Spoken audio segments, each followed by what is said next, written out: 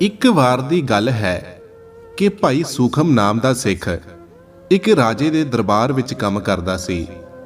ਰਾਜਾ ਬਹੁਤ ਹੀ ਨਿਰਦਈ ਤੇ ਲਾਲਚੀ ਕਿਸਮ ਦਾ ਵਿਅਕਤੀ ਸੀ ਤੇ ਉਸ ਰਾਜੇ ਦੇ ਬੰਦੇ ਹਰ ਹਫ਼ਤੇ ਨਗਰ ਦੇ ਲੋਕਾਂ ਕੋਲੋਂ ਜ਼ਬਰਦਸਤੀ ਚੰਦਾ ਇਕੱਠਾ ਕਰਦੇ ਸਨ। ਕਿਸੇ ਦੀ ਗਰੀਬੀ ਜਾਂ ਮਜਬੂਰੀ ਨਾਲ ਰਾਜੇ ਨੂੰ ਕੋਈ ਫਰਕ ਨਹੀਂ ਪੈਂਦਾ ਸੀ। ਭਾਈ ਸੂਖਮ ਧੰਨ ਧੰਨ ਸ੍ਰੀ ਗੁਰੂ ਅਰਜਨ ਦੇਵ ਜੀ ਦਾ ਸੱਚਾ ਸਿੱਖ ਸੀ ਤੇ ਉਹ ਰਾਜੇ ਦੇ ਇਸ ਵਿਵਹਾਰ ਤੋਂ ਬਹੁਤ ਤੰਗ ਸੀ। ਤਾਂ ਇੱਕ ਦਿਨ ਉਸਨੇ ਸੱਚੇ ਦਿਲੋਂ ਸ੍ਰੀ ਗੁਰੂ ਅਰਜਨ ਦੇਵ ਜੀ ਅੱਗੇ ਅਰਦਾਸ ਬੇਨਤੀ ਕੀਤੀ ਕਿ ਮੈਨੂੰ ਇਸ ਰਾਜੇ ਨੂੰ ਸਬਕ ਸਿਖਾਉਣ ਦਾ ਬਲ ਬਖਸ਼ੋ, ਕਿਉਂਕਿ ਭਾਈ ਸੂਖਮ ਹਮੇਸ਼ਾ ਇਹੀ ਚਾਹੁੰਦਾ ਸੀ ਕਿ ਰਾਜਾ ਬੁਰੇ ਕੰਮਾਂ ਨੂੰ ਛੱਡ ਕੇ ਇੱਕ ਨੇਕ ਇਨਸਾਨ ਬਣ ਜਾਵੇ ਤੇ ਵਾਹਿਗੁਰੂ ਜੀ ਦੇ ਨਾਮ ਨਾਲ ਜੁੜ ਕੇ ਆਪਣੇ ਪਿਛਲੇ ਪਾਪਾਂ ਨੂੰ ਧੋਵੇ। ਇੱਕ ਦਿਨ ਭਾਈ ਸੂਖਮ ਸ਼ਾਮ ਦੇ ਵੇਲੇ ਰਾਜੇ ਕੋਲ ਪਹੁੰਚਿਆ ਤੇ ਆਖਣ ਲੱਗਾ ਕਿ ਰਾਜਾ ਜੀ, ਮੈਂ ਅੱਜ ਦੀ ਰਾਤ ਆਪ ਜੀ ਦੀ ਇਸ ਸਰਾਂ ਵਿੱਚ ਕੱਟਣਾ ਚਾਹੁੰਦਾ ਹਾਂ। ਤਾਂ ਰਾਜੇ ਨੂੰ ਭਾਈ ਸੂਖਮ ਦੀ ਇਸ ਗੱਲ ਉੱਤੇ ਕ੍ਰੋਧ ਆ ਗਿਆ ਤੇ ਗੁੱਸੇ ਵਿੱਚ ਆਣ ਕੇ ਆਖਣ ਲੱਗਾ ਕਿ ਤੇਰਾ ਇੰਨਾ ਸਾਹਸ ਕਿ ਤੂੰ ਮੇਰੇ ਰਾਜ ਮਹਿਲ ਨੂੰ ਸਰਾਂ ਕਹਿ ਰਿਹਾ ਹੈ, ਤੈਨੂੰ ਕਿਹੜੇ ਪਾਸਿਓਂ ਇਹ ਸਰਾਂ ਲੱਗਦੀ ਹੈ? ਤਾਂ ਭਾਈ ਸੂਖਮ ਨੇ ਕਿਹਾ ਕਿ ਰਾਜਾ ਜੀ, ਕਿਰਪਾ ਕਰਕੇ ਤੁਸੀਂ ਕ੍ਰੋਧ ਵਿੱਚ ਨਾ ਆਵੋ। ਮੈਂ ਤੁਹਾਨੂੰ ਇਹ ਸਾਬਤ ਕਰ ਸਕਦਾ ਹਾਂ ਕਿ ਤੁਹਾਡਾ ਰਾਜ ਮਹਿਲ ਸੱਚ ਵਿੱਚ ਇੱਕ ਸਰਾਂ ਹੈ। ਤਾਂ ਰਾਜੇ ਨੇ ਕਿਹਾ ਕਿ ਜੇਕਰ ਤੂੰ ਇਹ ਸਾਬਤ ਨਹੀਂ ਕਰ ਪਾਇਆ ਤਾਂ ਮੇਰੇ ਸਿਪਾਹੀ ਤੇਰਾ ਸਿਰ ਕਲਮ ਕਰ ਦੇਣਗੇ।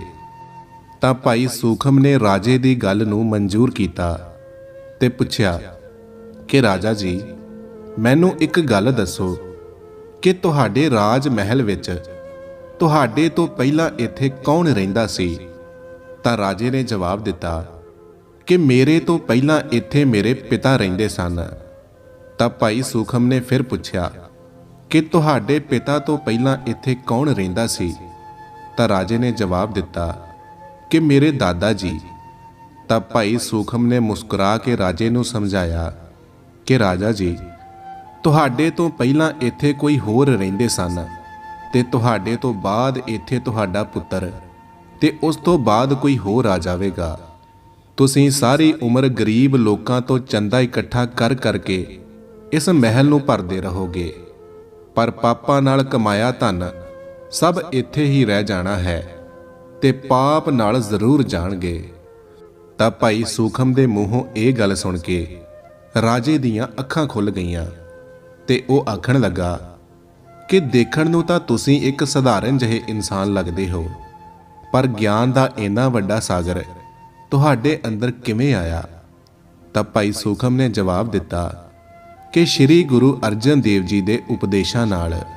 ਤਾਂ ਭਾਈ ਸੂਖਮ ਦੇ ਮੂੰਹੋਂ ਇਹ ਗੱਲ ਸੁਣ ਕੇ ਰਾਜੇ ਦੀ ਜਿਗਿਆਸਾ ਹੋਰ ਵੱਧ ਗਈ ਤੇ ਉਸਨੇ ਭਾਈ ਸੂਖਮ ਨੂੰ ਗੁਰੂ ਜੀ ਦੇ ਦਰਸ਼ਨਾਂ ਵਾਸਤੇ ਬੇਨਤੀ ਕੀਤੀ।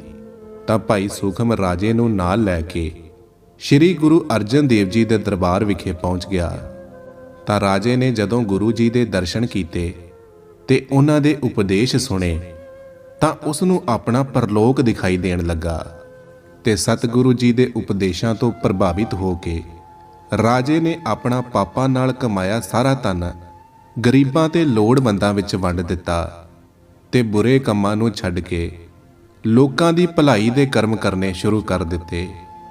ਰਾਜਾ ਪ੍ਰਭੂ ਦਾ ਨਾਮ ਜਪਦਾ ਤੇ ਆਪਣਾ ਜ਼ਿਆਦਾਤਰ ਸਮਾਂ ਕਬਰਾਂ ਵਿੱਚ ਹੀ ਬਤੀਤ ਕਰਨ ਲੱਗਾ, ਕਿਉਂਕਿ ਉਹ ਜਦੋਂ ਵੀ ਕਬਰਾਂ ਵਿੱਚ ਜਾਂਦਾ ਸੀ ਤਾਂ ਉਸਦੇ ਮਨ ਵਿੱਚ ਆਉਂਦਾ ਸੀ ਕਿ ਮੇਰਾ ਅਸਲੀ ਘਰ ਇਹੀ ਹੈ, ਬਾਕੀ ਸਭ ਮਹਿਲ ਮੁਨਾਰੇ ਇੱਥੇ ਹੀ ਰਹਿ ਜਾਣੇ ਹਨ। ਸਤਨਾਮ ਸ਼੍ਰੀ ਵਾਹਿਗੁਰੂ।